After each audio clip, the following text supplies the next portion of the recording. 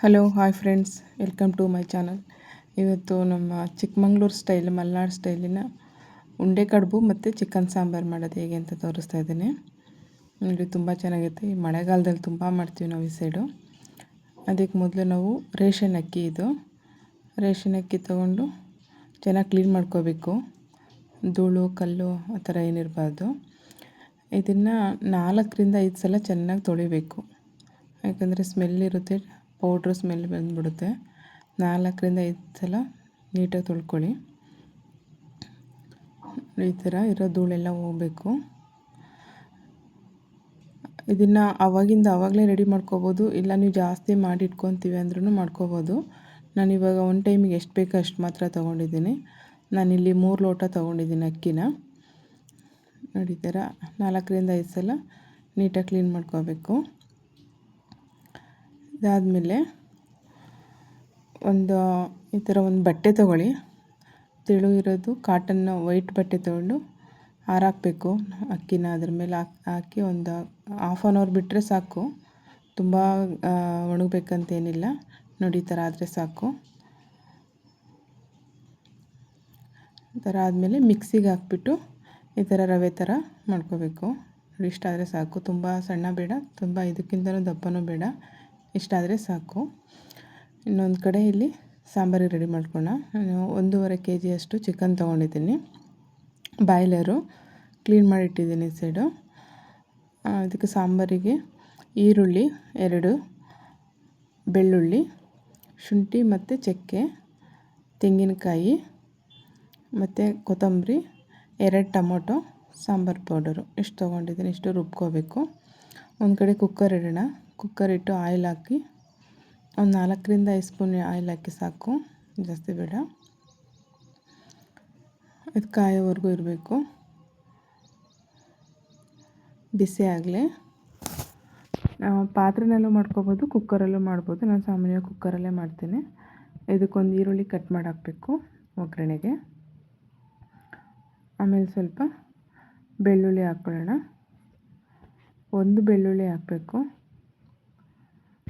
ಇದು ಫ್ರೈ ಮಾಡಬೇಕು ಚೆನ್ನಾಗಿ, ಇಷ್ಟಾದರೆ ಸಾಕು. ಅದಾದಮೇಲೆ ತೊಳೆದಿಟ್ಟಿರೋ ಚಿಕನ್ ಹಾಕಬೇಕು. ಚಿಕನ್ ಹಾಕಿ 1-2 ನಿಮಿಷ ಹಿಂಗೆ ಫ್ರೈ ಮಾಡಿ. ಹಸಿ ಸ್ಮೆಲ್ ಹೋಗಬೇಕು, ಸ್ವಲ್ಪ ಚೂರಲ್ಲಿಷ್ಟು ಫ್ರೈ ಆಗೋವರೆಗಿದ್ದು. ಇವಾಗ ಸ್ವಲ್ಪ ಅರಿಶಿನ ಸೇರಿಸಿ 1 ಸ್ಪೂನ್ ಅರಿಶಿನ ಹಾಕಿ. ಅರಿಶಿನ ಏನಕ್ಕೆ ಹಾಕೋದಂದರೆ ಇವಾಗಲೇ ಹೊಲ್ಸು ಸ್ಮೆಲ್ ಹೋಗಲಿ ಅಂದ್ಬಿಟ್ಟು ಅರಿಶಿನ ಹಾಕಿ. ಆಮೇಲೆ ರುಚಿಗೆ ತಕ್ಕಷ್ಟು ಉಪ್ಪು ನೋಡಿ ಹಾಕ್ಕೊಳ್ಳಿ.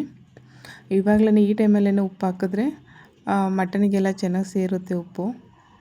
ಮಟನ್ ಸ್ವಲ್ಪ ಸಾಫ್ಟ್ ಆಗುತ್ತೆ, ಹಾಗಾಗಿ ಈ ಟೈಮಲ್ಲೇ ಹಾಕ್ಕೋಬೇಕು. ನೋಡಿ, ಕೈ ಆಡಿಸಿ ಬಿಡಬೇಕು. ನೋಡಿ, ಹೀಗೆ ಆಡಿಸಿ ಫುಲ್ಲು ಮಿಕ್ಸ್ ಆಗೋ ಥರ.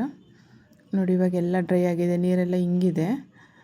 ನೀರಿರಬಾರ್ದು, ನೀರಿದ್ದಾಗಲೇ ಮಸಾಲೆ ಹಾಕಿದ್ರೆ ಸ್ಮೆಲ್ ಬಂದುಬಿಡುತ್ತೆ. ನೀರೆಲ್ಲ ಹೋದ್ಮೇಲೆ ರುಬ್ಬಿಟ್ಟಿರ್ತೀವಲ್ಲ ಆ ಮಸಾಲೆ ಹಾಕಿ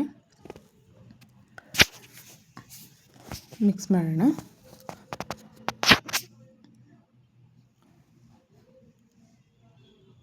ಚೆನ್ನಾಗಿ ಮಿಕ್ಸ್ ಆಗಬೇಕು.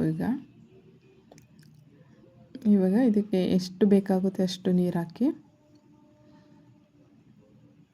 ನೋಡಿ, ಸಾಕಾಗುತ್ತೆ ಇಷ್ಟು ನೀರು.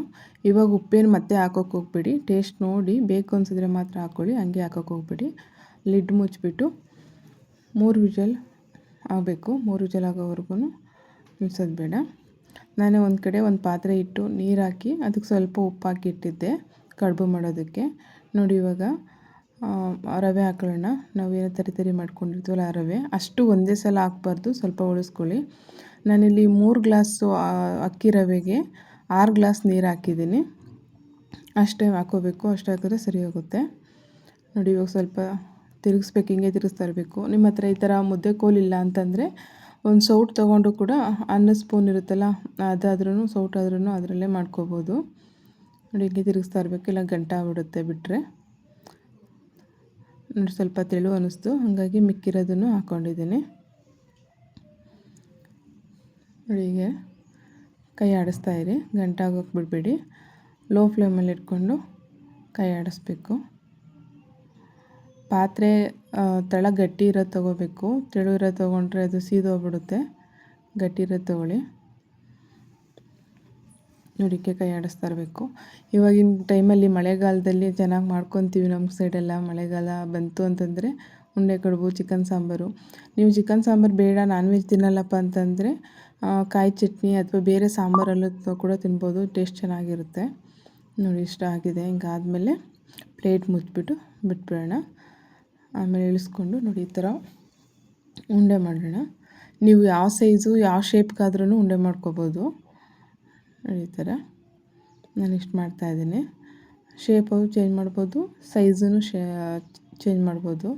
ನಿಮಗೆ ಯಾವ ಥರ ಇಷ್ಟ ಆಗುತ್ತೋ ಆ ಥರ ಮಾಡ್ಕೋಬೋದು. ನಾನಿಲ್ಲಿ ಒಂದು ಇಡ್ಲಿ ಪಾತ್ರೆ ತೊಗೊಂಡಿದ್ದೀನಿ. ಇಡ್ಲಿ ಪಾತ್ರೆಗೆ ಒಂದು ಪ್ಲೇಟ್ ಇಟ್ಟು ಸ್ವಲ್ಪ ನೀರು ಹಾಕಿದ್ದೀನಿ ಅಷ್ಟೇ, ಜಾಸ್ತಿ ಹಾಕಿಲ್ಲ. ಅವೆಗೆ ಎಷ್ಟು ಬೇಕೋ ಅಷ್ಟು. ನಮ್ಮ ಸೈಡೆಲ್ಲ ಈ ಉಂಡೆ ಕಡುಬಿಗಂತಲೇ ಒಂದು ಪಾತ್ರೆ ಬರುತ್ತೆ, ಅದು ಇರುತ್ತೆ. ನಾನು ಇಡ್ಲಿ ಪಾತ್ರೆನೇ ಯೂಸ್ ಮಾಡ್ತಾಯಿದ್ದೀನಿ. ನಿಮ್ಮ ಹತ್ರ ಇದನ್ನೇ ಯೂಸ್ ಮಾಡ್ಬೋದು. ನೋಡಿ ಈ ಥರ ಇಟ್ಬಿಟ್ಟು ಒಂದೇ ಪ್ಲೇಟ್ ಇಟ್ಟು, ಜಾಸ್ತಿ ಪ್ಲೇಟ್ ಇಡೋಕ್ಕೆ ಹೋಗ್ಬಿಡಿ. ನೀರು ಜಾಸ್ತಿ ಹಾಕ್ಬಾರ್ದು, ನೀರು ಮೇಲೆಲ್ಲ ಬರೋ ಥರ ಹಾಕ್ಬಾರ್ದು. ಬರೀ ಹಬೆ ಬರೋ ಅಷ್ಟು ಹಾಕ್ಬೇಕಷ್ಟೆ. ಇಷ್ಟು ಹಾಕ್ಬಿಟ್ಟು ಲಿಡ್ ಮುಚ್ಚಿಬಿಡೋಣ. ಇದೊಂದು 5ರಿಂದ 10 ನಿಮಿಷ ಬೆಂದರೆ ಸಾಕು. ಅವೇನಲ್ಲೇ ಚೆನ್ನಾಗಿ ಬೇಯುತ್ತೆ. ನೋಡಿ ಇವಾಗ ಚಿಕನ್ ಸಾಂಬಾರು ರೆಡಿ ಇದೆ. ಮುಚ್ಚಳ ತಿಂದ ತಕ್ಷಣ ಸ್ಮೆಲ್ ಬರ್ತಾಯಿದೆ, ಚೆನ್ನಾಗಿ ಘಮ ಘಮ ಅಂತಿದೆ. ನೋಡಿ ಚೆನ್ನಾಗಿದೆ. ಸೊ ಇದು ಸಾಂಬಾರು ರೆಡಿ ಇದೆ.